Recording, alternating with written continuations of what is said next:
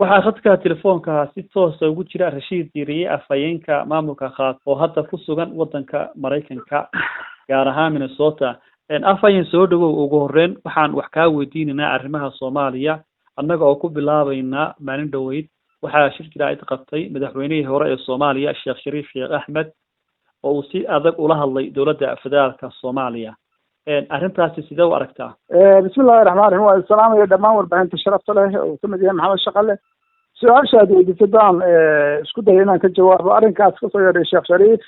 hogaamiyihii hore xisbi islaam markii dambena noqday gudoomiye madaxweynihii 2 sano ee lagu doortay Djibouti halkaa kasoo yeedhay uu kooxda kontonkanina 10 sano ay Soomaaliya ugu dambeysay aan maqalnay shaashadaha telefishinada aan ka aragnay uu qolka ku xidhay ay ka hadleen oo ay ku cambaaraynayaan dowladda federaalka ummadda Soomaaliyeedna ay doonayaan in dibkii ay soo martay dib loogu celiyo dadkii dhegeysanayay ku dhaqan North America hadalkaasi uu ku yeedhay ninka la yiraahdo Shariif waa hadal aad iyo aad loola yaabay waa hadal aan miisaankiisa lahayn waa hadal aan laga fiirsan waa hadal aan wax ka soo qaad lahayn tii maalintii ay kismaayo tageen baa la ogaa tan maanta la ogaa marka waxaan leenahay oo aan leenahay ummadda Soomaaliyeed hadalkaa ka soo yeedhay Sheekh Shariif hadal caqli gala maaha waa hadal kicina waa hadal qabyaaladaysan waa hadal uu doonayo ummaddu inay ku noqoto 19 meeshii laga soo gudbay dadka xamar ku dhaqan ama ummadda Soomaaliyeed waa ka gudbeen waana ka weynaaday maanta qabiil loo noqdo iyadoo qarannimo loo gudbay maanta qof kasta uu soo tijaabiyey 2 sano iyo sanadkii waliba dheeraadka uu ku darsaday waayo 2009kii baa meesha la yiraahdo Djibouti lagu doortay ilaa 2011 bay inuu dhamaystiro sanad dheeraad ku darsaday oo shirkii ka dhacay Kampala Court 2011kii baa sanad loogu daray marka inta ka dambeysana waxaan u wanaagsan lahay inuu sharaftiisa ilaashado oo uu isagoo soo noqday hogaamiye kooxeed xisbiga islaam inuu maanta doonayo inuu ummadda Soomaaliyeed dib u celiyo taas cid ka dhegeysanaysa ma jirto dadkii xitaa dhalinyaradii ku kacantay Mareykanka wax ku bartay oo doonaya wadankooda inay dib ugu noqdaan oo dalkooda ka shaqeeyaan hadalkaas aad iyo aad bay la yaabeen ummadda Soomaaliyeedna hadalkaas Sheekh Shariif kasoo yeedhay iyo kooxda kontonkanina doonaya shaqadoonka ah doonaya maanta inay iyagoo waliba aan is eegin waayo Soomaalida maanta inkastoo badankeedu ay ka gudbeen qabyaaladii kontonkanina isku qoyska marka lagu daro ninka la yiraahdo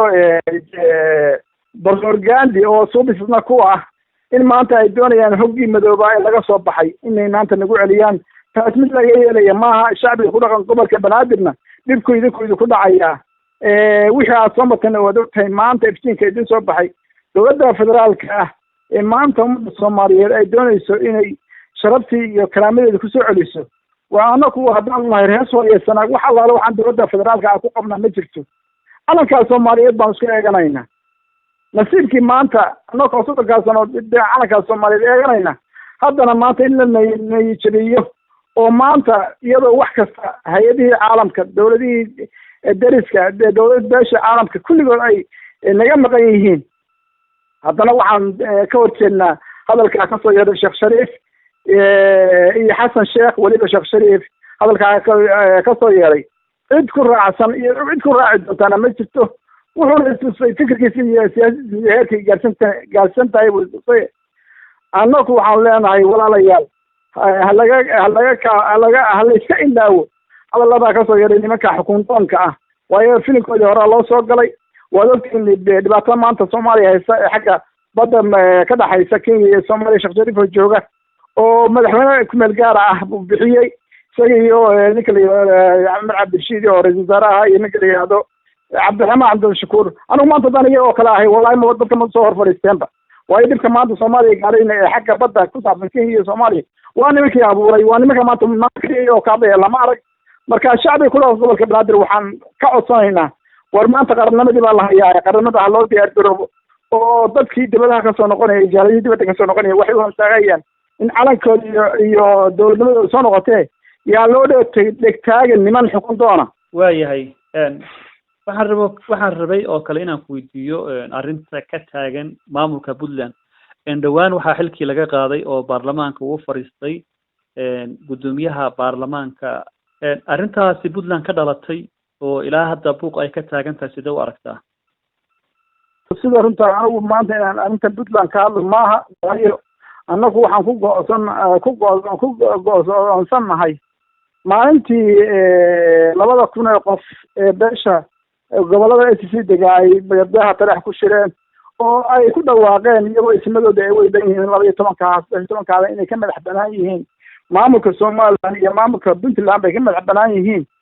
taas baan anigu taaganahay mowqifkaasaan weli taaganahay arrinta maanta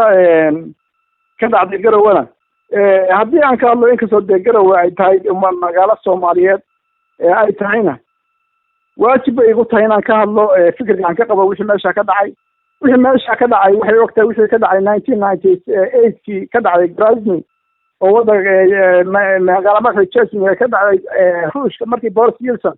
ay baarlamaanka ay ku duqeeyeen madaafiicda dhaykadii lama tahay arrinta halkaa ka dhacdayna uu maamulka Puntland ku talaabtay uu jabiyey xeerkii ay iyagu samaysteen anagu haddaan beri nahay beri hore ka mid ahaan jirnay laakiin saan ka baxnay 12 sano ka hor arrintaas uu sameeyey ka dhacday halkaas waa arrin gardarro aan geedi loogu soo gaban waa arrin khalada waa arrin xeerkii ay samaysteen iyagu lagu tuntay arrintaa lagu sameeyey guddoomiyaha Dhoobadareedna waa arrin khalada waayo waa inqilaab anigu arrintaa waxaan u dhigay inqilaab dhiig ku daatay weliba marka arrintii halkaa ka dhacday waxaan u aragnaa oo weliba reer Khaatumo ama ummadda Soomaaliyeed u aragnaa dictatoriyadii oo soo noqotay oo maanta aad arkayso Puntland ama meesha Garowe oo ahayd meel xoogaa nabadgelyo ah arrintaas ninka la yiraahdo Siciidani si uu yimid ba ay dhibaatadii ay sii badatay baan u arkaa arrintaana waxaan u aragnaa arrintaa Dhoobadare arrin khalad ah oo aan meelna lagu soo gaban waxaan kaloo ku sii darayaa shacbiga Khaatumo iyo Maakhir waxaan ugu baaqayaa inay soo banaan baxaan dibaddana u soo baxaan isku yimaadaan meelaha fagaarayaasha ah caalamka iyo ummadda Soomaaliyeed ba ay tusaan in dhulkooda uusan ahayn dhul la isku haysan karo ama maamuladoodu ayaan ahayn maamul marti u noqon kara Puntland iyo Somaliland oo labaduba reer samaysteen sidaa daraaddeedna shacbiga ku dhaqan gobolada Maakhir iyo Khaatumo waxaan ugu baaqaynaa inay si degdeg ah cududooda iyo caqligooda iyo cilmigooda iyo tabartoodaba u muujiyaan una soo baxaan insha Allah biidmillaahi kariim si beesha caalamka iyo dowladaha dariskaba loo tuso dadkaas inayan ahayn dad la isku haysto beesha caalamkana ciddii ka dhaadhicisayna ay ku beeneeyaan dowladda federaalkana ay tusaan awoodda ay labada shacbi ee ku dhaqan Maakhir iyo Khaatumo oo dhammaan ay ku midaysan yihiin ummadda Soomaaliyeed deegaan ay la leeyihiin ay u taagan yihiin midnimada ummadda Soomaaliyeed markaa soo baxa oo muujiya awoodiina inta aad maamul reero kala dhisteen aad hoos joogtaan kiina samaysta oo midooba oo isu tashada oo muujiya codkiina iyo cilmigiina iyo caqligiina muujiya wasalaamu calaykum waraxmatullaahi wabarakaatu waayahay laakiin sidee u aragtaan haddaan si kale wax ku weydiiyo in ay maamul wada dhistaan beelaha dhulbahante iyo warsangeli wallahi horta niyow beelaha dhulbahante iyo warsangeli iyaga maanta waa dhibaatada ugu badan ee ummadda Soomaaliyeed haysata waa labada beelood ee ugu daran marka runta kuu sheego ama maanta warbaahinta ka faa'iideysanaya labada beelood 30 sano dalka burbursanaa ummadda Soomaaliyeed xaq bay u leeyihiin dowladda federaalka inay ka qayb galaan xaq bay u leeyihiin calankii ciidaba inay hayaan laakiin waxaa dhibaato ah 30 sano ugu dambeeyay labada beelood ama ha ahaato beesha maamulka Puntland ha ahaato ama maamulka Somaliland ha ahaatee waxay ka dhigeen labada beelood dhulkooda oo dhul aad iyo aad u ballaaran ah oo dad ay degan yihiin shacbiyad aad iyo aad u ballaaran oo wax kastoo Soomaali leedahay ama wax kastoo bini'aadmi leeyahay cilmi dhul bad wax kastoo bini'aadmi leeyahay leeyihiin waxay laga dhigeen dhul la isku haysto marka waxaan leenahay war maanta jaanis baad haysataan ummadii Soomaaliyeedna way aragtaa 30 sano lagu daawanayay maantana in qodana Puntland iyo Somaliland oo labada reer oo midba maamulkooda dhisanayo ay maanta midba mar dhibaatooyin geystaan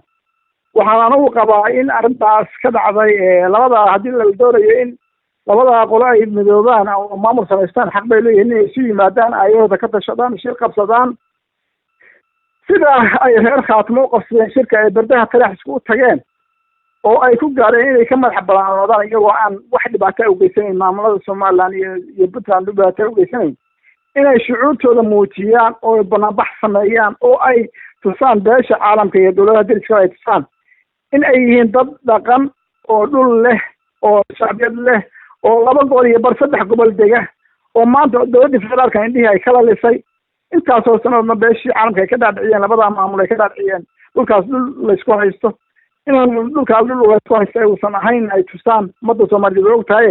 dadkii beenta loo sheegay beesha caalamka ummadda Soomaaliyeed aad loo sheegay dhulkaas dhul la isku haysto inay ahayn dad la isku haysan karo beesha maakhir iyo maamulka iyo beesha reer SC waa gartay maadaama tahay afhayeenka maamulka Khaatumo war badan baad u haysaa maadaama Cali Khaliifna uu ku sugan yahay magaalada Muqdisho oo kulamo uu la lahaa dadka deegaanada Sool Sanaagiceen kulamada Cali Khaliif maxaad nooga sheegi kartaa wallahi haddaan been la sheegayn Cali Khaliif madaxweynihii maamulka Khaatumo oo nin rugacdaaya ummadda Soomaaliyeed badan siyaasadda ku jiray haddaan maanta oo idhaahdo waxaasuu ku maqaya ama waxaasuu gacanta ku haya ama waxaas waxaa noogu dambeysay madaxweynaha isagoo maamulka Somaliland maamulka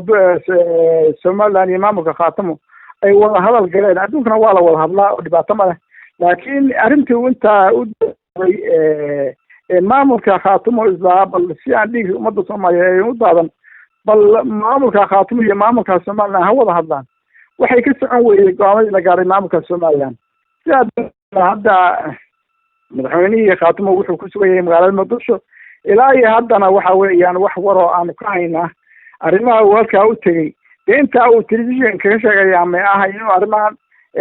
gaara u tegey yaa noo muuqatee laakiinse waxaanu caddaynaynaa annaku haddaanu reer Khaatumo nahay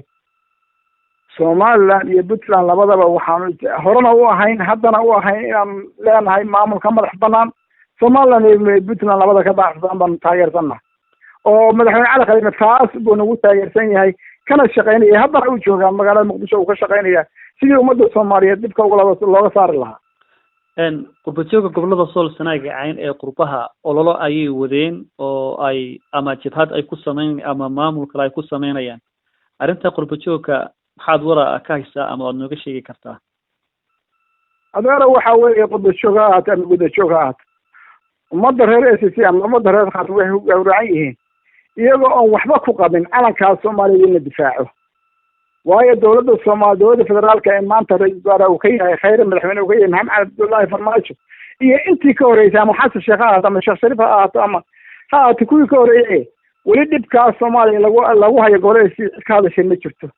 cid habeen kaliya ka hadashay dhibkaas lagu haday ama dadkaas la barakicinayo dhibaatada dhulkooda lagu sameeyo ma jirto marka qodobka Soomaaliya gobolada waxaan ka codsanayaa war inay taageeraan maamulkoodii hore u dhisnaa haddii maalin kasta maamul la sameeyo oo isla markaana Puntland iyo Somaliland labadaba loo kala ordo oo rag dana le dhaqaale ay u kala ordaan waayaan daro anigu waxaan jeclay maanta maamul cusub oo dhisaya hor leeyahay ma jirtee in maamulkoodii hore